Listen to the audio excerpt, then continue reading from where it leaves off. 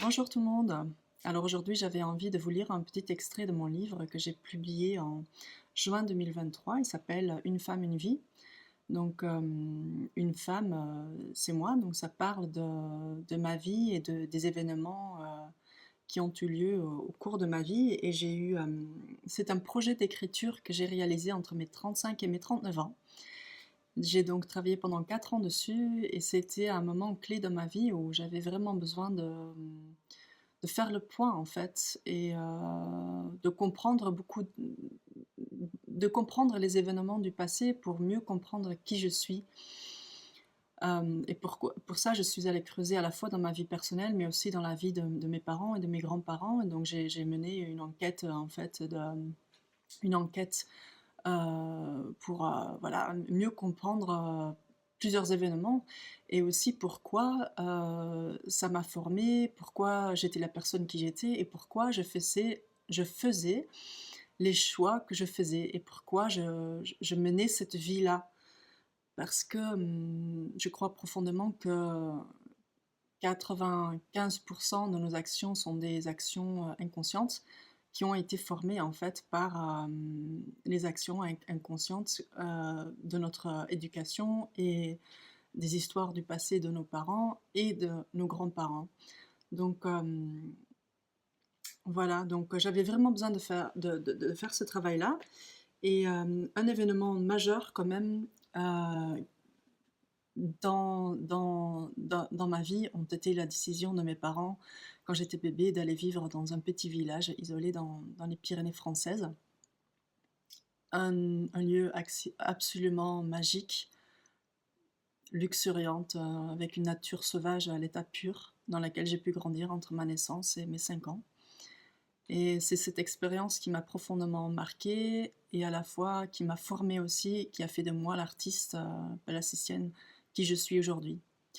Donc j'ai envie de vous lire un petit extrait qui parle de la toute première fois quand mes parents sont arrivés dans cet endroit-là, dans les années 70.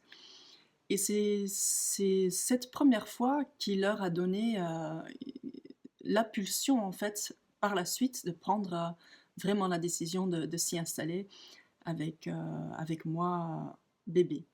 Voilà. Donc voici. Il n'y avait pas encore d'électricité dans le village.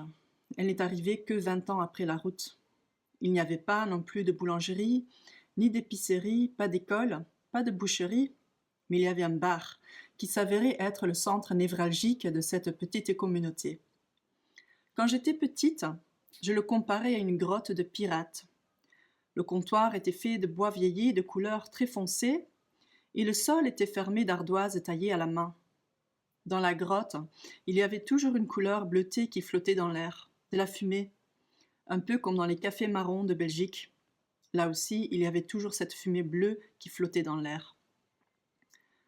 Là où les meubles et le bar étaient construits en bois vieilli, où la patronne du bar était respectée et où les pintes coulaient à flot au-dessus du bar. Alors dans la grotte, la seule différence était que la bière était remplacée par les pichets de vin rouge, le pastis et le muscat. Mais tout coulait à flot aussi abondamment. Sur les tables, à défaut d'électricité, il y avait de grandes bouteilles de vin vides avec des bougies posées dessus qui se transformaient en de gigantesques sculptures de cire rouge et blanche. Il y avait souvent de la musique live avec des guitaristes, des violonistes ou un harmonica. Et en face du bar, il n'y avait pas de voitures garées, mais des chevaux alignés. Dans les rues, il y avait de la poussière, du croûtin de cheval et un grand soleil éblouissant le tout. C'était le Far West, la fête de la liberté célébrée par des assoiffés d'aventure venant de tous horizons, l'endroit dont rêvait mon père. En raison de l'excès de pichets de vin rouge et des nuits sombres sans éclairage, c'est en crapahutant à quatre pattes que mon père et ma mère retrouvaient tous les soirs leur tante au bord de la rivière. Mon père tomba profondément amoureux de cet endroit, de ce village montagnard qui a toujours eu pour moi une âme sauvage. Voilà. Donc, si vous avez envie de lire mon livre, je vous mets le lien vers mon site en dessous.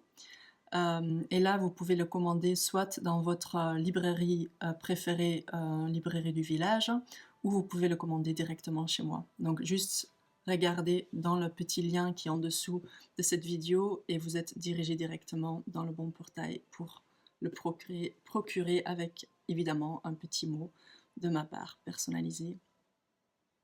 À bientôt, bonne journée.